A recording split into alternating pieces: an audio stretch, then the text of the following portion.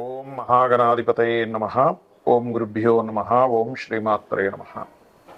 అరుణాం కరుణాతరంగితాక్షీం ధృతపాశాంకుశపుష్పబాణచాపాం అనిమాదిభిరావృతాం మయూకైః అహమిత్యేవ విభావయే భవానీం. శ్రీమాత్రే నమః.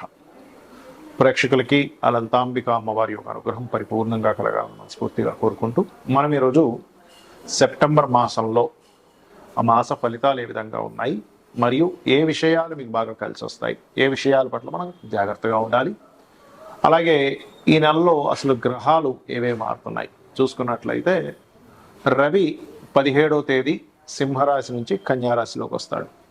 16వ తేదీ ఏమో బుధుడు మారుతాడు. 15 మధ్యాహ్నం మారిపోతున్నాడు బుధుడు.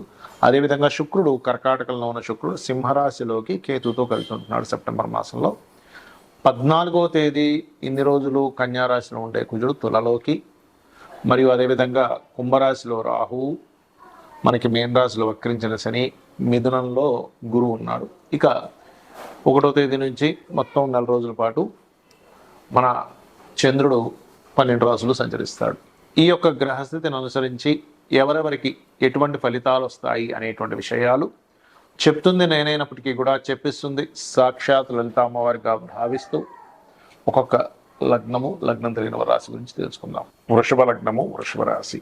వృషభం వారు ఈ యొక్క నెలలో మొట్టమొదటిగా మీ యొక్క లగ్నాధిపతి శుక్రుడు 3వ స్థానంలో ఉంటున్నాడు. 14-15 తేదీల నుంచి ఆల్మోస్ట్ 15వ తేదీ నుంచి మీకు కంప్లీట్గా శుక్రుడు వెళ్ళి కేతువుతో కలుస్తాడు. కాబట్టి 14వ తేదీ వరకు కాస్త షార్ట్ జర్నీస్, ప్రయాణాలు, ఇంట్లో తక్కువగా ఉండడం, బయట ఎక్కువ తిరగడం జరుగుతుంటుంది. కాకపోతే 14వ తేదీ తర్వాత మాత్రం ఒక 25 రోజుల పాటు మీరు ఏదైనా ప్రాపర్టీ తీసుకునే విషయంలోని, వాహనము, గృహము, వస్తువులు, నగలు, ఏదైనా కోర్సు చేసేటువంటి విషయాల్లో కాస్త జాగ్రత్తగా 1-4 సార్లు మీకు అది సెట్ అవుతుందా లేదా, దాని మీద అనవసరంగా మనం కనెక్ట్ అయ్యి టచ్ అంటే ఇబ్బంది పడతామా అనే విషయాన్ని ఒక క్లారిటీ పెంచుకోవాలి. ఇక మీకు ఈ యొక్క బుధుడు సింహరాశిలో ఉన్నాడు, ధనాధిపతి, 4వ అధిపతితో ఉన్నాడు. భూమూలంగా, గృహం మూలంగా, బంగారు ఆభరణ సంబంధంగా కూడా కొంతవరకు 14వ తేదీ వరకు మంచి అనుకూలత ఉంది. 14 తర్వాత కూడా బుధాదిత్య యోగంలో రవి బుధులు కలిసి సింహరాశిలో ఉంటారు. ఇది ముఖ్యంగా మెడికల్ రంగాల్లో ఉండేటువంటి వారికి, క్రియేటివ్ రంగాల్లో ఉండేటువంటి వారికి చక్కటి యోగాన్ని ఇస్తుంది. అయితే మీరు ఏదైనా ఇల్లు ప్రారంభించాలనుకుంటే 14 లోపలే ప్రారంభించండి. 14వ తేదీ దాటింది అంటే మీకు ఏమవుతుందంటే అది కాస్త ఈ శుక్రకేతువుల కలయిక గృహస్థానంలో ఉన్నందుకు అది మంచిది కాదు, గుర్తుపెట్టుకోండి. అలాగే మరొక విషయం ఏంటంటే ఇక్కడ శుక్రుడు ఎప్పుడైతే కేతువుతో కలుస్తున్నాడో మనం ఈ విషయం చెప్పుకున్నాం. దీంతో పాటు కొంచెం ఏదైనా హార్ట్ రిలేటెడ్ ఇష్యూస్ ఉన్న వాళ్ళు, కొంచెం వాహనం సరిగ్గా ఉందో లేదో అని చూసుకోకుండా లాంగ్ జర్నీస్ ఇటువంటివి మాత్రం చేయకండి దయచేసి. ఏదైనా ప్రాపర్టీ కొనేటప్పుడు కూడా లిటిగేషన్ ప్రాపర్టీస్ కొనుక్కొని ఇలాంటివి జరుగుతూ ఉంటాయి. సప్తమంలో చంద్రుడు నీచబడి ఉన్నందుకు 1వ తేదీ ముఖ్యంగా ఎట్టి పరిస్థితుల్లో 1వ తేదీ ఎటువంటి లావాదేవీలు, వివాహ సంబంధించిన విషయాలు మాట్లాడకండి. ఇక మీకు గ్రహణం 10వ స్థానంలో పడుతుంది కాబట్టి ఉద్యోగ సంబంధించిన విషయంలో మీకు గ్రహణం చక్కగా సపోర్ట్ చేస్తుంది. నో నీడ్ టు వరీ, గుర్తుపెట్టుకోండి. ఇక సంతాన అభివృద్ధి కోసం, సంతానం కోసం చేసే ప్రయత్నాలు ఫలిస్తాయి. రాజకీయంగా చాలా బాగుంటుంది. హెల్త్ కూడా చాలా మటుకు బాగుపడుతుంది. రుణ సమస్యలు తీరుతాయి. ఇక మీరు చేయవలసిన దేవతారాధన విష్ణు ఆరాధన మరియు నరసింహస్వామి యొక్క ఆరాధన చేయండి. ముఖ్యంగా మీకు 14వ తేదీ నుంచి ఎప్పుడైతే కుజుడు 6వ స్థానంలోకి వెళ్తాడు, పోటీ పరీక్షల్లో కాంపిటీషన్, శత్రువుపై జయం అనేటువంటిది కూడా కలుగుతుంది. చాలామంది నన్ను అడుగుతున్నటువంటి క్వశ్చన్ ఏంటి అంటే, మేము ఎన్నో పూజలు చేస్తున్నాము, ఎన్నో పరిహారాలు చేస్తున్నాము, కానీ మాకు రావాల్సినంత ఫలితం రావట్లేదు అని బాధపడుతూ నాకు చాలామంది మెసేజ్ చేస్తున్నారు. దానికి ఒక క్లారిటీ ఇస్తాను ఈరోజు నేను మీకు. జాతచక్రంలో కొన్ని గ్రహాల యొక్క సంబంధాలు, మనం పూర్వజన్మలో చేసుకున్నటువంటి కర్మ ఎలా అనుభవిస్తాము, అది మంచి కర్మ కావచ్చు, బ్యాడ్ కర్మ కావచ్చు, అవి స్పష్టంగా చూపిస్తాయి. దానికి పరిహారం కూడా చేసుకుంటూ ఉంటే దాని యొక్క ప్రభావం 100% తగ్గుతుంది. అయితే ఈ పరిహారం అనగానే వెంటనే మనం ఏదో 1000 లక్షలు ఖర్చు పెడితేనే పరిహారం అనుకుంటే అది మూఢత్వం అవుతుంది. భక్తి, శ్రద్ధ, భావన మీరు భగవంతుడి మీద పూర్తిగా ఉంచి కనుక మీరు చేసినట్లయితే, అంటే ఉదాహరణకి లగ్నం పాడైంది, జీవుడు ఎదగలేకపోతున్నాడు, అప్పుడు ఆ జీవుడు లగ్నాధిపతి ఎక్కడున్నాడు ఏమిటనే దాని మీద ఏ గ్రహాల చేత పాపగ్రహాల చేత పీడింపబడుతుందో చూసుకొని ఆ గ్రహాలకు సంబంధించిన దానం ఇచ్చుకుంటూ ఆ లగ్నాధిపతి ఎవరో ఆ దేవతా స్వరూపాన్ని భక్తి శ్రద్ధలతో మీరు కనుక నిమగ్నమై, ఇక్కడ ఏమవుతుందంటే పూజ చేసేటప్పుడు ఏదో యాంత్రికంగా చేస్తున్నాం కానీ కంప్లీట్గా నా యొక్క తల్లి అనే భావనతో చేయట్లేదు. నా బిడ్డ అనే భావంతో ఎలా అయితే తల్లి చూడండి, నా పిల్లవాడు, నా కూతురు, నా తల్లి, నా కొడుకు అనే ఒక అటాచ్మెంట్ ఉంటుంది, రిలేషన్. ఆ రిలేషన్ ఫస్ట్ ఉండట్లేదు. అది ఎప్పుడైతే మనకు వస్తుందో ఆటోమేటిక్గా అక్కడ జరుగుతుందండి పని. అది లేకపోవడం వల్ల, కనెక్టివిటీ లేకపోవడం వల్ల మనం ఎన్ని పూజలు చేస్తున్నా సరే దాని ఫలితాలు అంతంత మాత్రంగానే వస్తున్నాయి. కాబట్టి మొట్టమొదటిగా మీరు చేయవలసింది ఏమిటంటే, ఒక భగవంతుడిని ఒక ఏటీఎం మిషన్ లాగో ఏటీఎం కార్డ్ లాగో చూడడం మానేసి ఒక సాధనా మార్గంలో ఉండాలి.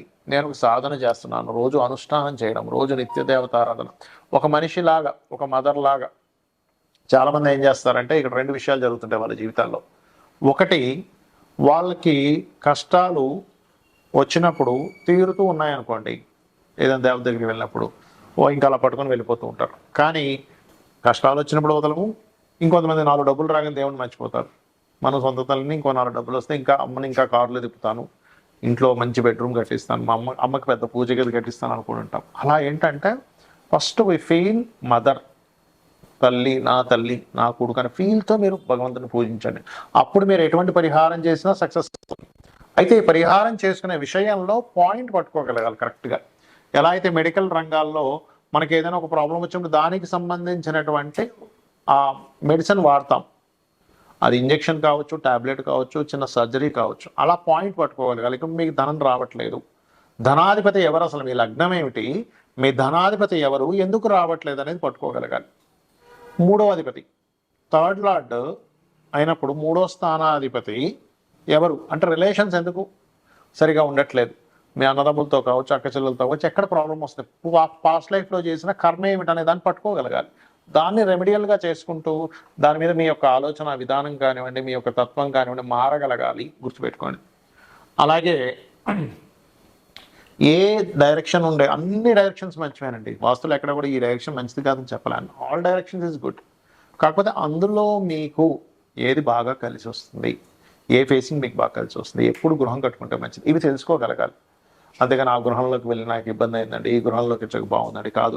అది మీకు ఎందుకు ఇబ్బంది అయింది, ఇది ఎందుకు మీకు బాగుంది. అలాగే సంతానం విషయం కావచ్చు, వివాహం విషయం కావచ్చు, రుణరోగ శత్రుత్వాలు ఎందుకు ఏర్పడుతున్నాయి కావచ్చు, వివాహం ఎందుకు డిస్టర్బ్ అవుతుంది అనేది కావచ్చు, విదేశాలకు వెళ్ళి ఎందుకు ఇబ్బంది పడుతున్నాను, బికాజ్ విదేశీ యోగాలు ఉండవు. కొంతమంది బలవంతంగా వెళ్ళిపోతారు. అక్కడ మీకు యోగం లేనప్పుడు ఎలా అంటే, ఒక బ్లడ్ గ్రూప్ ఉన్న వ్యక్తి, ఆ గ్రూప్ ఉన్న బ్లడ్ని మీరు కనుక బ్లడ్ తగ్గినప్పుడు ఎక్కించుకుంటే దాని యొక్క ప్రభావం మీకు జీవితాన్ని ఇస్తుంది. కానీ మీరు వ్యతిరేకమైనటువంటి బ్లడ్ గ్రూప్ ఎక్కించుకున్నారు, అప్పుడు ఏమవుతుంది, ప్రాణానికి ఎలా అయితే ఇబ్బందో, మీరు ఎక్కడుంటే మీ యొక్క జీవితం అద్భుతంగా ఉంటుందో, మీకు దశ చక్కగా మారుతుందో అటు వెళ్ళాలి.